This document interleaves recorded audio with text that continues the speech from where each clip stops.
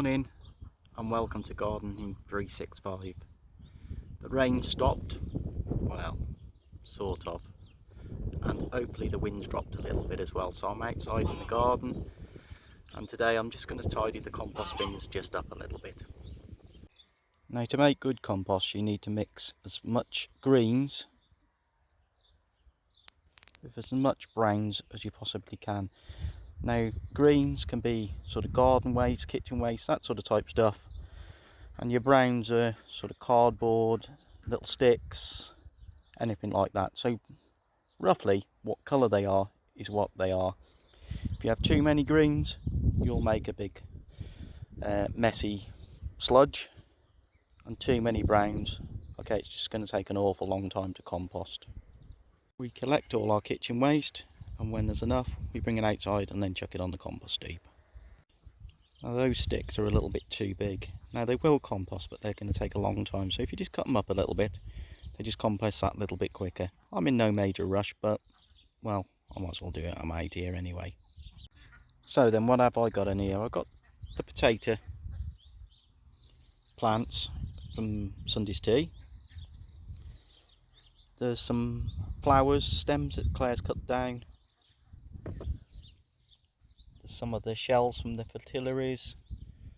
Some pea shells. The carrot stalks. Tea bags. Now tea bags, believe it or not, are a little bit slower breaking down because the inside of it is tea leaves, which is great, and on the outside the coating does contain a little bit of plastic, but it does break down, and I'm told it's absolutely fine in your compost bins. Toilet rolls, some of the bluebell seed heads that we pulled the seeds out of, corks out of wine bottles, ask Claire about that one, and basically just anything really that's either green or brown or anything like that, kitchen waste. We put in some of the shavings from the duck house, put in grass, put in just about anything in there, and in 12 months you get absolutely fantastic compost. Everybody who's doing gardening should consider a compost.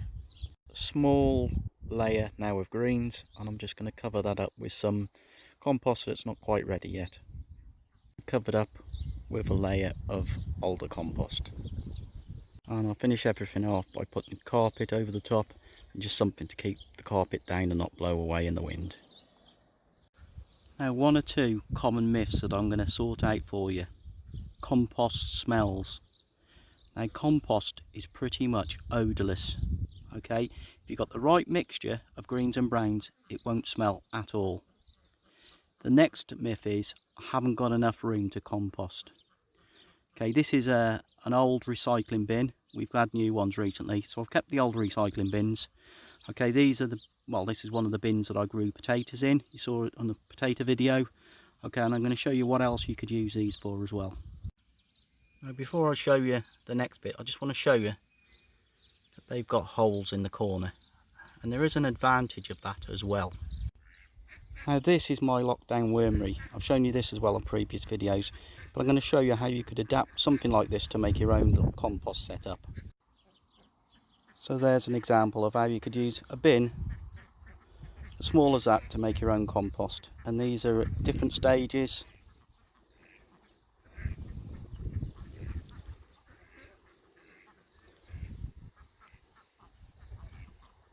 Said about the little hole in the corner. Okay, what happens is as the compost gets hotter, okay, liquid comes out of it. Okay, so if you have got a hole in your compost bin it will collect liquid at the bottom. Okay, with a hole in it'll drip out, and in the bottom of there is your worm tea, which is absolutely ideal for fertiliser. Don't look what's gone into the top of it if you're a bit squeamish, but there's a dead moth. Obviously the dead moth wasn't so keen on worm tea. Now, one of the problems you will get is dirty hands. Okay, just when you go back in, wash your hands off. It's as simple as that. Some people wear gloves, but I really find that I lose something when I wear gloves in gardening. Okay, obviously for jobs that you do need gloves, put gloves on. I always recommend that then. Another one of the great garden hacks. If you've got dirty hands, you're outside and you don't want to go in, wet grass and they're a little bit better. Raised bed update. Potatoes now are being dug out of the raised beds. They're absolutely gorgeous. And plenty more to come for the next few weeks. At the end, we've got our broad beans cropping quite nicely. Are looking absolutely superb, I've got to be honest with that. At the end we've got shallots, and you'll see the tops of these are starting to die off.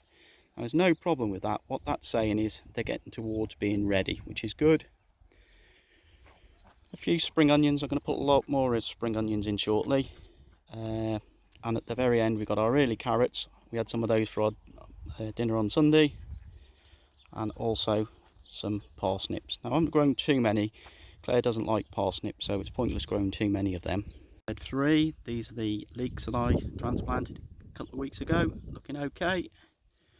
And these are the French beans. I did have one that died actually, so I'll replace that. The carrots that I planted a week or two ago are now coming through. I've got 5 rows of those, and I'm probably going to put another 5 or 6 rows down there at the bottom. There's my board that I use so I don't tread on the soil. The outdoor tomatoes are looking good. I've got 4 of them. I've got some follow-ons as well. These are our courgettes, starting to fruit now. I can see 4 and a couple of more flowers. Got a bit of a strange lettuce. I don't know why it's doing that. And a second follow-on courgette. This is the spinach, just starting to bolt now, so shortly I'll be pulling that out, and hopefully the follow-on crop won't be far off neither. The broccoli, you saw me weeding a week or 2 ago, is going absolutely nuts. Looks superb. We've had a couple of meals off those already. Kale's looking good. The second batch of carrots looking good. Some beet. And as I've said previously, the leeks are all looking good. They're the first ones I put in. More lettuce with some apple mint growing in between it. When the lettuce come out, then that bed's there for the apple mint to take over. Got some chives which are looking superb. At the back of there we got normal spearmint mint, and then we got a self-set potato wherever that's come from. The raspberries, now these are late fruiting raspberries, so they'll probably look like they're way behind a lot of people's. We don't mind about that. The only thing that hasn't done well this year, and I've never been able to grow it properly, is garlic. That looks a bit of a disaster. Some more beetroot that needs thinning out very shortly, and some radish, and then another row of follow-on radish. And definitely one of the successes of this year are the strawberries. We had our first strawberries on Sunday and they were gorgeous. Okay, looking for forward to many more of those. The only thing I haven't grown in raised beds this year is the later potatoes. These are the ones that you saw me planting, I don't know, 3-4 weeks ago.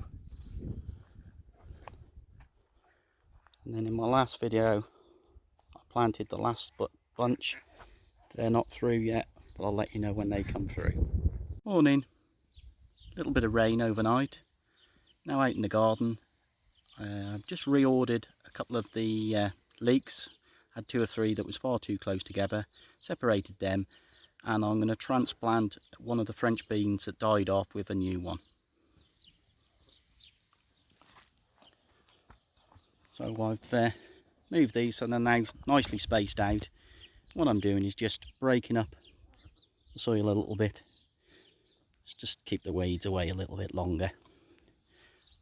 And over there, that was the bean that died off, so I'm going to replace that with one I grew in a pot. And here's another hack. I'm not going to explain this one because it's on my previous videos, so if you don't know what I'm on about, you need to watch these older videos to stay up with what we're doing. There's some great tips, okay, watch them, okay, and then I don't have to repeat stuff. Okay, that's what I'm trying to do. So what I'm going to do in a minute is take that pot out, replace it with the bean. That's something we saw on Gardener's World, okay, and I'm sharing that for everybody who didn't see it. Straight out of the pot, into the hole, and the root structure hasn't been damaged in any way. Perfect way of transplanting something.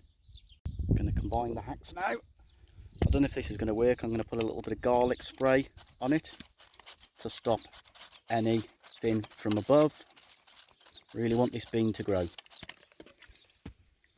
And a few slug pellets, which I don't particularly like using, to stop the bugs from below, the creatures of the night, the slippery ones that we don't like.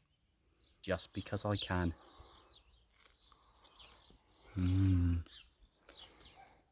Straight out of the garden.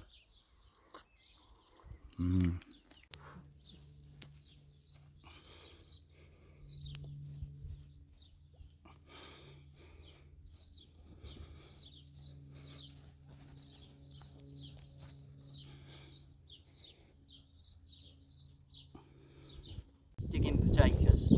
Now then, in the past, digging potatoes has been a real difficult job. You have to get the big fork in, you can hit the potatoes, damage them and whatever else. So now I've got this new method, okay, in the raised beds of digging potatoes. Have a look at this.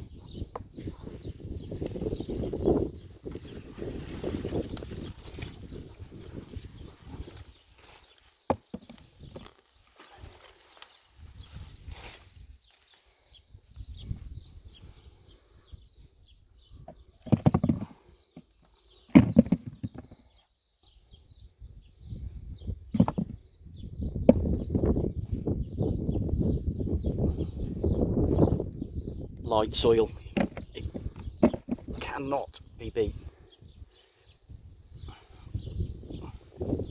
Potato digging by hand.